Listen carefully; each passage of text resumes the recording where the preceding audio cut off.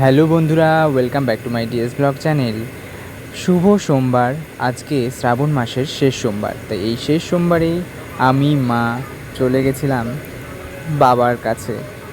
এই বাবা খুবই জাগ্রত শুনেছি। এখানে বাবা মাটির তলা থেকেই আবির্ভূত হয়েছিলেন। তো এখানে একটা আশ্চর্য বিষয়, সেটা হচ্ছে যে গাছের মধ্যে মন্দিরটা, মানে এমনভাবেই ঠিক বোঝা যায় না, বাইরে থেকেই দেখতেই পাচ্ছ তোমরা, পুরো বট গাছ জুড়ে মন্দির। মানে বলতে গেলে ভিতরটা পুরো মন্দির, বাইরেটা মানে সামান্য দেখা যায়। মন্দিরটা পুরো ভিতরে প্লাস্টার করা, বাইরেটা শুধু গাছ। আর এই যে বাইরে গাছ, আসলে এত ভিড় হয়েছিল তাই আমরা সুযোগ পাইনি ভিতরে ঢোকার। মানে লাইন কোথা থেকে শুরু সেটাই, মানে লাইনের মাথা খুঁজে পাইনি আমরা। তাই আর কি করব, বাবার দর্শনে গেলাম, এটাই অনেক। ওই অবধি গেছি। হ্যাঁ, আগেও গেছি, তবে আগেও জল ঢেলেছি, পুজো দিয়েছি, তবে আজকে শেষ সোমবার তাই এত ভিড় হবে ভাবতেও পারিনি। স্বাভাবিক। যাই হোক, তো বলে না বাবা চাইলে সব সম্ভব, তাই বাবার ইচ্ছেতেই গেছিলাম। তাই বাবারই ওই বটগাছের শিকড়ে যেটা ছিল সেখানেই জল ঢাললাম। তারপরে বাবার ইচ্ছাতেই আবার আমাদের এখানে বাড়ির কাছে ব্রিজের নিচে বকুলতলায় চলে গেছিলাম জল ঢালতে।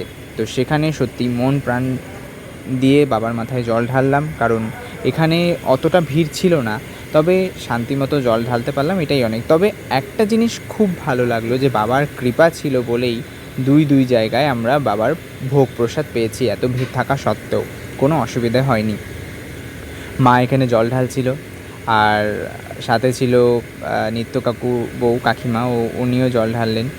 তো এখানে এই গাছটার এখানে অনেকগুলো ছোট ছোট শিব ঠাকুর, হয়তো কেউ মানুষই করেছিল, তারাই হয়তো শিব ঠাকুরগুলো রেখে গেছিলো। তো সেখানে জল ঢাললাম। তো এই ভিডিওটা আমি একটা ভাইকে করতে দিয়েছিলাম, তো তাকে বলেছিলাম আমাকেও একটু নিস ভিডিওতে, আমি তো সবার ভিডিও করে দিচ্ছি। কিন্তু সে হরিপদ আমার মুখটাই না নিয়ে আমার হাত নিয়েছে। তো যাই হোক, মানে আমার বেলায় এরকম হয়, আমার সাথেই এরকমটা হয়। আমি সবার ভিডিও ভালো করে করে দিই, কিন্তু আমার সময় আর আমি আমার ভিডিও ভালো পাই না। তো আমি ভিডিওটা পরে যখন এডিট করতে নেই তখন দেখি এই অবস্থা, যে বাবার মাথায়ও জল ঢালছে, সেখানেও আমার অর্ধেক বগল অর্ধেক হাত তুলে রেখে দিয়েছে। বাহ, গুড গুড গুড ক্যামেরাম্যান। যাই হোক, আর কি, বাবার মাথায় জল ঢেলে মনকে শান্ত করলাম।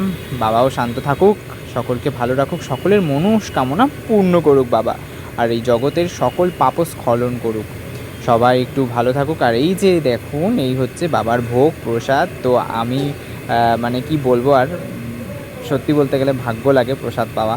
তো সত্যি খুব ভালো লাগলো, প্রসাদ পেয়ে গেলাম। আর এখানে তো মনে হচ্ছে প্রসাদ ঘাড়ের উপর মানুষ উঠে যাচ্ছে প্রসাদ নিতে। এটা বিয়ে বাড়ি না রে ভাই, এটা প্রসাদ দিচ্ছে। তো আজকের ব্লগটা এই পর্যন্ত, দেখা হচ্ছে নতুন ব্লগে, টাটা।